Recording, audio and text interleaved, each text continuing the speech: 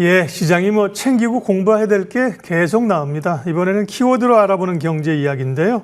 이코노미스트 김한진 박사님과 매크로 변수 점검하고 전략 세우겠습니다. 어서 오십시오. 네, 안녕하세요. 오늘도 세 가지 키워드를 살펴보겠습니다. 첫 번째 키워드는요, 미국의 대선입니다. TV토론 이후에 미국 민주당 내에서도 바이든 현 대통령을 교체하자는 논의가 있는데요. 관련해서 어떤 변화가 있을까? 그러게 말입니다. 바이든 대통령은 고령화가 더 부각됐고, 트럼프 전 대통령은 우리 트럼프가 착해졌어요. 이전과 달리 좀 그런 모습도 들고, 후보 교체 가능성도 나오는데, 글쎄요, 예측하기는 어려운데, 우리 시나리오를 세워야 되니까 그런 변화들이 생긴다면 증시는 어떤 영향이 있을까요? 네, 선거 후 방송을 종합해 보면 네. 트럼프가 착해지지는 않았는데 팩트 체크를 해보면 팩트에서 어긋난 것들도 굉장히 더 많았고. 그게 원래 그러니까. 하지만 이미지 정치라고 그러죠.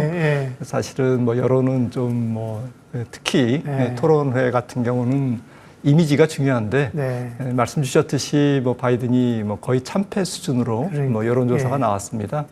그래서 그 지지율 차이가 거의 한 8%포인트 기관마다 다르지만 그렇게 벌어지는 상황이라서 좀 민주당이 8월에 모르겠습니다. 후보 교체를 결단을 할지 계속 밀어붙일지. 근데 8월에 전당대회가 있거든요. 네. 근데 선거라는 것은 잘 아시다시피 결국 상당히 미묘한 게 있지 않습니까?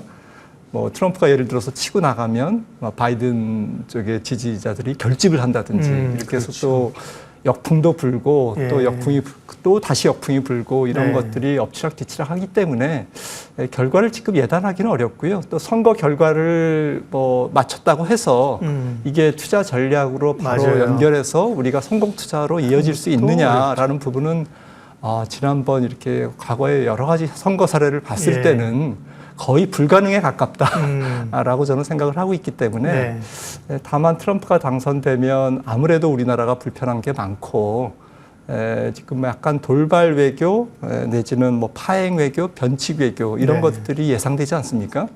트럼프의 성격상. 그리고 이제 동맹 관계, 동맹 외교도 좀 불확실성이 높아지고 이러면서 또 지정학적 리스크라든지 또 북한을 압박하면서 결국에는 북한 정권으로 하여금 뭔가 이게 굴복을 이끌어내는 그런 과정 속에서 일시적으로 한반도 지정학적 위험이 이제 불거질 수도 있는 거고요. 여러 가지를 예상해 볼 때 아무튼 불확실성은 커진다. 트럼프가 우세할수록. 그리고 그게 또 환율 시장에도 영향을 줄 거다. 이런 정도로 정리할 수 있겠습니다. 어찌 될지 모르나 이제 투자자들은 항상 시나리오를 그리고 그 확률을 배분하고 전략을 세워야 되니까요. 확률은 모르겠지만 트럼프 리스크에도 말씀하신 것들을 대비해야 되는 트럼프 2.0을 대비한다고 하면 지금 말씀하신 그런 영향들, 특별히 전기차 쪽에 이제 보조금이나 친환경 쪽에 부담스러운 얘기들이 많잖아요. 그런 쪽에서 혹은 또 트럼프가 되게 되면 좋게 되는 섹터는 에너지 이런 건가요? 일단 선거 후보다는 저는 전에 조금 걱정이 됩니다. 왜냐하면 트럼프는 이제 좀 스윙 스테이트라고 그러죠. 지금 조금 박빙이 이루어지는 이제 6개 주 미시간을 포함한 이런 데 지지율을 높이려면 일단은 전기차를 조금 폐기하겠다. 전기차에 대한 정부의 지원을 폐기하겠다. 왜냐하면 미시간 그쪽에 이제 자동차 생산 공장이 많이 포진돼 있고 전기차는 기존 내연기관차에 비해서 부품이 한 40% 정도 적거든요. 그러면 결국 일자리의 문제라는 거죠. 그래서 이게 표에 구애를 하려면 그런 지역에 표를 구애하려면 트럼프는 선거 직전까지 이런 전기차에 대한 보조금이라든지 IRA 폐지라든지 행정부가 폐지할 수 있는 것은 아닙니다만은 아무튼 대통령령이라든지 각종 방법으로 이거를 폐지하겠다. 이미 공언한 상태죠. 자기 당선되자마자 보조금 없애겠다. 이제 이런 것들을 더욱 격렬하게 유권자들한테 호소할 가능성이 높기 때문에 전기차라든지 신재생 에너지에 대한 투자 심리가 트럼프로 인해서 조금 계속 피해를 보는 그런 게 가장 걱정되고요. 막상 당선이 된 다음에는 저는 그렇게 그 정책 수위가 완전 180도 변해서 바이든의 뭐 친환경 정책을 완전히 네. 폐기하거나 이러지는 못할 것이다라고 생각을 합니다. 네. 하워드 막스가 알 수 있는 것을 알려고 노력하라 그랬는데 알 수 없는 것을 가지고 얘기하니까 힘드네요. 그래도 네, 박사님 말씀을 통해서 정리가 잘 됐고요. 두 번째 키워드 넘어가겠습니다. 앞선 코너에서도 잠깐 얘기했는데요. 엔화 약세가 생각보다 굉장히 강하게 달러당 160엔을 넘어서는 예, 슈퍼 엔저라는 표현이 나올 정도인데 그러면 이제 일본은 여기를 좀 방어하려는 노력을 안 하는 걸까요? 못 하는 걸까요? 일단 일본의 외환 정책이나 금리 정책이 궁금합니다. 네, 이미 3번 정도 160엔 저지에 대한 대규모 개입이 달러 있었죠.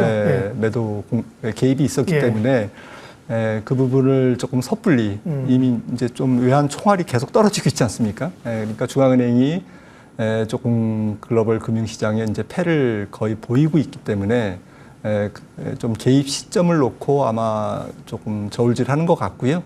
아마도 또 개입할 겁니다. 개입하겠지만 개입으로 끝날 거냐? 개입이라는 것은 사실은 이게 투기 세력이라든지 일시적 요인으로 160엔이 달러당 말도 안 된다.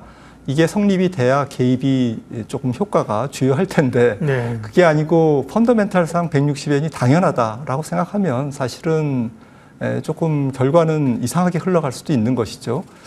저는 조금 그동안 2013년부터 아베노믹스가 진행됐는데 BOJ 일본 중앙은행이 일본 국채를 2013년 대비 한 10년간 5배 증가가 일어났고요. 보유 규모가.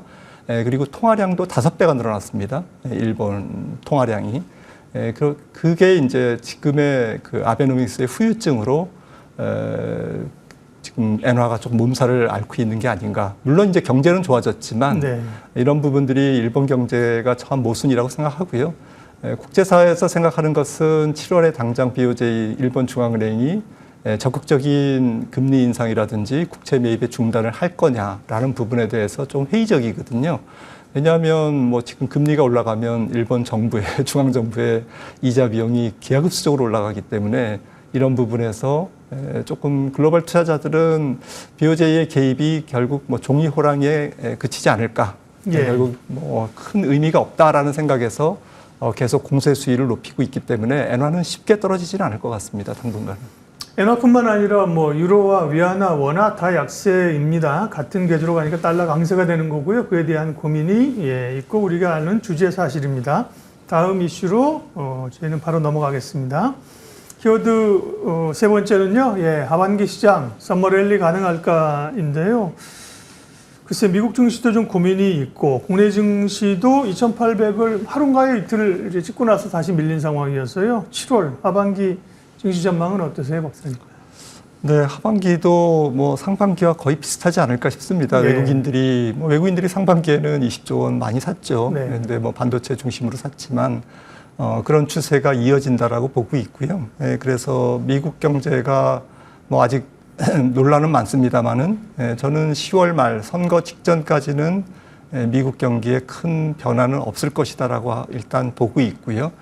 그렇다면 미국 증시 또 미국 기업 실적 조금 3분기에도 이어질 가능성, 상반기에 조금 좋은 추세를 이어갈 가능성이 더 높다고 보면 우리나라 증시도 미국 증시를 추종해서 뒤따라가면서 미국 증시의 수익률보다는 조금 낮을지언정 조금 뭐 아래쪽보다는 위쪽으로 한번 도전해보는 외국인들이 반도체를 사고 있기 때문에 계속 그쪽에서 뭐 지수 상승에 좀 움직임을 보이지 않을까라고 생각을 합니다. 네, 비교적 긍정적으로 전망을 하셨네요. 마지막으로 김한진 박사님이 저희 우리 머니투데이 시청자들을 위해서 주시는 투자 인사이트. 경제와 주식은 다르다. 누가 얘기했는지가 안 나와 있습니다. 김한진 박사님 말씀입니다. 그죠? 뭐 시장에 떠도는 얘기입니다. 다 아는. 그래서 어떻게 우리가 받아들여야 될까요? 주가는 잘 아시다시피 경제에 좀 선행하지 않습니까? 그래서 뭐 지금도 배드이즈 굿이라고 경제 지표가 나쁘게 나와야 연준이 금리 인하를 하기 때문에 주가가 오르고 이제 이러듯이 1대1로 액면 그대로 경기를 주식시장에 대입하는 것은 참 어렵다라는 것을 새삼 느끼고요. 지금 사이클상 경기가 어디에 위치해 있는지 그리고 기업 투자나 소비가 어디에 쏠리고 있는지 그래서 주도주가 뭔지 이런 것을 경제 분석을 통해서 알려고 해야지 경기가 나쁘니까 주식 팔어 경기가 좋으니까 주식 무조건 사 이렇게 판단하는 것은 좀 투자에 좀 적합하지 않은 방법이지 않나 생각합니다.